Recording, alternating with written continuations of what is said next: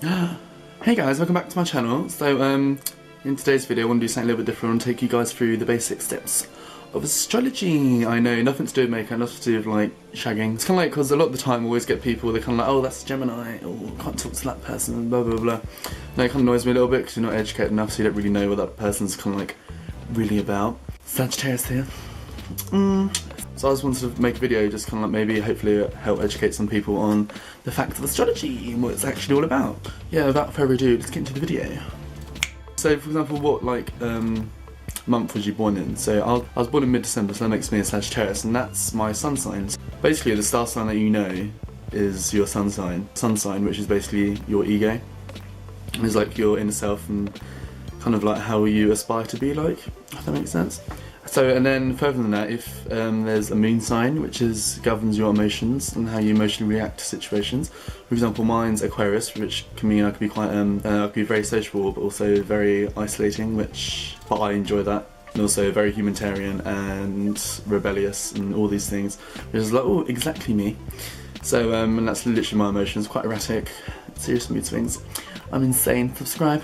3 main things of your birth chart will be your sun sign, which is, for example, I'm a Sagittarius, which is my ego, myself, so I aspire to be, you know, fair, and we aspire to be optimistic in life, you know, all these things.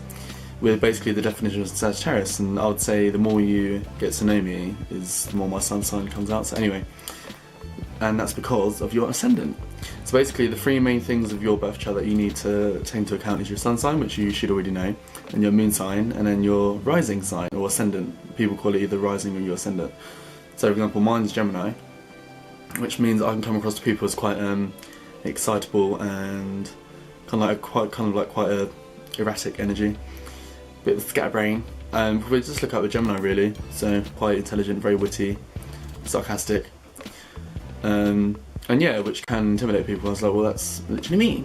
So, but that doesn't define you. That's how you appear to people. So, which is your rising sign. That's your first impressions. That's what people first, when they first view you, they think they'll see your rising. And then once people get to know you, the rising sign kind of goes. I guess as you get more comfortable with them and they get to know you more, and your sun sign comes out to play.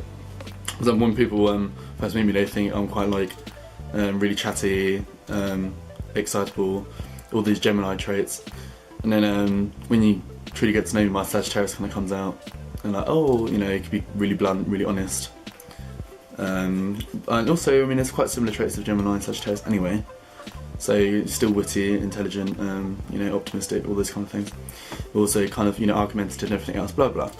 Fire sign, what do you expect? Bitch. So anyway, but yeah, so I think it'd be quite interesting for you guys to look at your own birth charts and put them down in the comments, and we can just start a conversation. I thought that'd be really fun.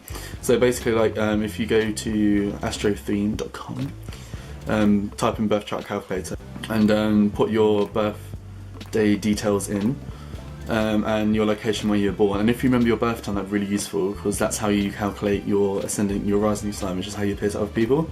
If you put your time of birth in, you'll find that. That's really interesting. So without your birth time, you won't be able to find your ascendant, which is quite annoying, but then, I don't know, you can still calculate your moon sign and your sun sign. So literally do that, do the birth chart calculator, find your birth chart, and don't put the full birth chart in, just put in your sun, moon, and send it in the comments, and we can start a conversation, because I think it's really interesting. That's me anyway. And obviously if you guys are bored, then, you know, move on. This astrology is not for everyone, especially there's scientists out there. So anyway, getting that out of the way, that's the basics. More in-depth stuff, so if you go further into the chart, which you'll see if you use the birth chart calculator, there'll be a Mercury, Venus, Mars, basically all the planets, Jupiter, Saturn, Uranus, Neptune, Pluto, even though it's debatable it's not, but it still counts. Mercury, Venus, Mars are like the inner planets, so they kind of mean more to you. They have more of an impact on your overall being. So Mercury is to do with communication, how you communicate with people, how you speak, how you process information, all that kind of stuff. And your Venus is how you love and interact with people, and how you are in relationships and friendships. So it's all to do with relationships and stuff like that. Your Mars is kind of like your So what I don't like about astrology is it always says, like, you know, masculine and negative things, and I'm just like, you know, that's because there's an old stereotypical system which created astrology in the first place. So I just like to say active and passive. But yeah, Mars is a very active energy. So it kind of governs your passion, your anger, and all this kind of stuff. So, but yeah, I mean, I don't know. It's quite subjective, to be honest. Mars is not very clear. Like Mercury is like communication, Venus is like love and relationships. Mars is just like, I don't know, intuition, anger. You get all these different definitions. So Jupiter's kind of to do with like luck. Is a very beneficial planet. It's a very good planet. All planets have different, slightly different energies. For example, I think Malefic is the bad and benign is the good. And you have like neutral planets, like Mercury's a neutral planet. And then you have Saturn, which is to do with restrictions, limitations. It's like the parent of your whole chart. It'll be where it's placed in your chart and what planets are aspects will kind of be focuses in your life where you need to develop and grow, basically. And yeah, and that brings me to Neptune and Uranus. To be honest, I wouldn't really. I mean, they're so far out, they don't really affect you. When the planets are far out, it's more to how they aspect your inner planets. So, for example, if your Neptune is conjunct your, right next to your Sun in the sky, then that's going to really affect your personality. However, if it's by itself, floating about as it does, it's really not going to have an impact, and if it doesn't really aspect your inner planets in your chart, and it's not really going to have much of an impact. For example, if it doesn't aspect your Mercury, Venus, Mars, Sun or Moon, Sun and Moon are the main ones, but if you have planets that are really close with them and that really impact your personality. And Pluto, once again, doesn't really do anything. Kind of the more mysterious kind of, because it rules Scorpio, so it's like hidden things. So inner emotions that you wouldn't necessarily express, kind of but dark inner emotions. So yeah, it could be quite a tough planet if it's like quite close to your Sun and stuff. But I'll get onto that because I keep hitting on the subjects and there's like, what the hell is he on about? It's close to the other planet in the sky. Anyway, so basically when you're born, yeah, so Mercury and Jupiter in the sky when I was born were right next to each other, like in the, you know, solar systems like rings, right? So they'd have been kind of like, you know, they'd have gone round and been next to each other, or blocking each other, whatever. So yeah, so they're right next to each other, which means even though my Mercury is ruled by the planet Capricorn, which Capricorn's quite a serious, articulated sign, which is quite deep in thought and everything.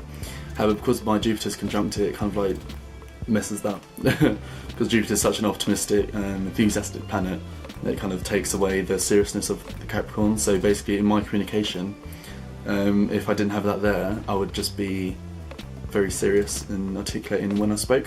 But because of the Jupiter, it makes me far more like a Sagittarius. So if I'm optimistic, loud, big storyteller, all this kind of stuff, kind of comes towards because Jupiter's been there next to my Mercury when I was born.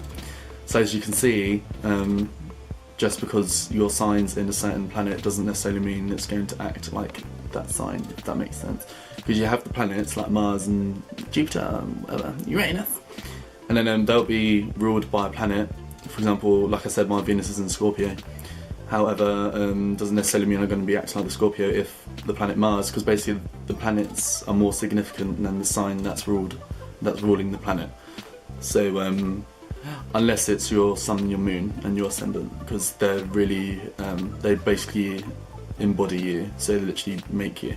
So you have your emotions, your ego, and then how you appear to other people, your cloak, basically. So they're like your main aspects of your personalities, and the others are kind of like, even the Mercury, Venus and Mars, the inner planets, they affect you quite a bit, but they're not that strong. They're never going to be as strong as the Moon and the Sun. But yeah, so I mean, if you're interested in astrology, I mean, I hope this is like an interesting video. I could do more on it, like talk about the aspects and maybe run through my chart and kind of just talk about how all the planets in my chart aspect each other. And if you guys found this video interesting, I mean, if you guys found it all boring and uninspiring, then I won't talk about it anymore. But yeah, so just let me know in the comments if you enjoyed it, and hopefully you did, because I really enjoy the subject. I could literally talk about it for hours and hours, but live stream. But you know, I'm not going to do that if nobody kind of really cares about it. I hope you guys enjoyed. If you guys want me to make more astrology videos, I can literally whip them out like that, because I know everything. So I could do like an aspects video, talk about how the planets aspect each other and stuff. So and yeah, just go more in depth basically. So I hope you guys enjoy it. Please do your own birth chart and see what your 3 main planets are, and put them in the comments, and we can have a good fun time, guys. So anyway, yeah, I hope you enjoyed the video. If not, well, too bad. I'll do other things. So yeah, don't forget to like and subscribe, hit the bell notification, and yes, I'll see you guys next video. Bye guys.